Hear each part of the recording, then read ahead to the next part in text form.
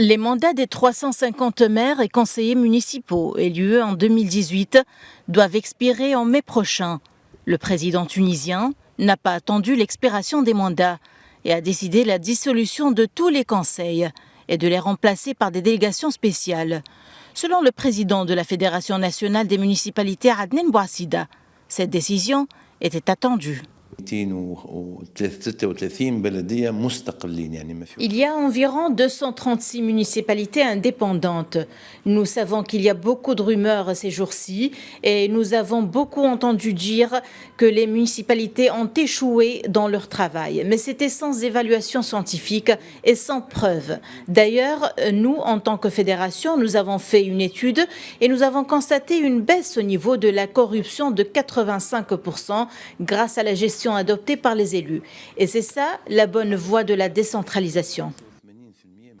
Le coordinateur général de la coalition Al-Soumoud, Hussam El-Hami, a exprimé son refus de dissoudre les conseils municipaux, soulignant que la Tunisie n'aura plus jamais de municipalité.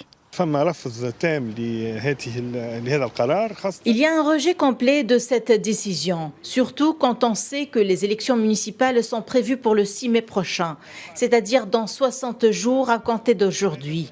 Cette dissolution ne s'inscrit donc pas dans le cadre d'un processus de réforme.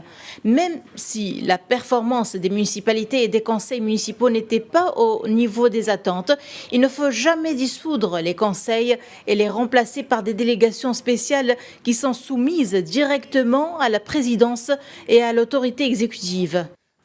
À noter que Kais Saïed a annoncé 2 projets de loi concernant ces conseils.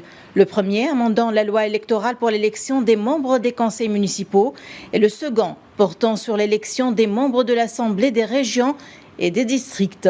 Ce dernier dispositif vise, selon les observateurs, à compléter le système bicaméral que Kais Saïed veut instaurer sur la base d'une nouvelle constitution, votée par référendum à l'été 2022.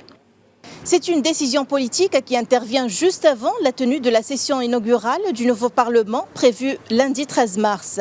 Selon certains experts, puisqu'une fois l'Assemblée en place, la présidence devra passer par les députés pour soumettre des projets de loi. Depuis Tunis, Najwa Becha, aux médias.